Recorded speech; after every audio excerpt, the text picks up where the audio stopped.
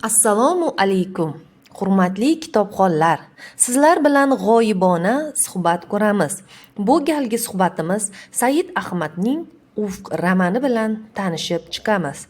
Ufq romani O'zbekiston xalq yozuvchisi, O'zbekiston qahramoni Said Ahmad ijodida alohida o'rin tutadi.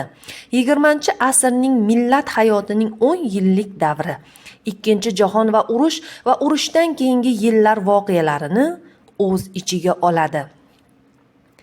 Romanda o'sha yillar xalq boshiga tushgan musibatlar, odamlar ko'ksidagi armonlar, shu munosabatlarni yengishga qodir mislsiz matonat va shijoatlar yozuvchi iste'dodiga xos ehtiros, zo'r ilhom bilan aks ettirilgan.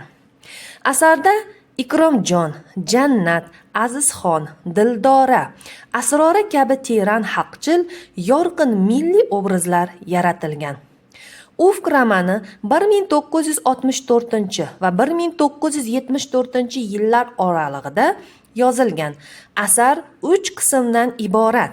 Birinchi qismi 45 kun, ikkinchi qismi hijron kunlari, uchinchi va so'nggi qismi esa Ufq bo'sag'asida. İlk marotaba 1976 yilda G'ofur G'ulom nomidagi Adabiyot va san'at nashriyoti tomonidan 60 ming nusxali qattiq muqovalida nashr etilgan.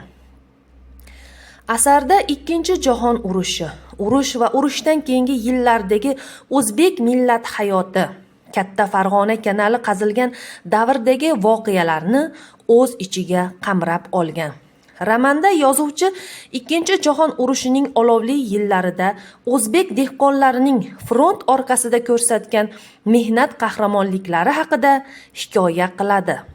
Urushdan oldin va keyingi davr muammolari haqida fikr yuritiladi. Romanda davrga xos qiyinchiliklar, mashaqqatlar ichida urush va mehnat frontiga sabarband qilingan yoshlar, Azizxon va Lutfiniso, Nizomjon va Dildora, Tursunboy va Zeybixon kabi tutash taqdirlar hayotidagi fojialar tasvirlangan. Qiyinchiliklardan keyin qahramonlarning yana sevgiga va sadoqatga ro'baro bo'lishi, birinchi muhabbat, davr va sinovlar qa'riga singib ketishini ko'rish, jonli tasvirlar orqali tarixiy ma'lumotlar bilan tanishish yozilgan. Xalqning hayot mashaqqatlari tushunish mumkin.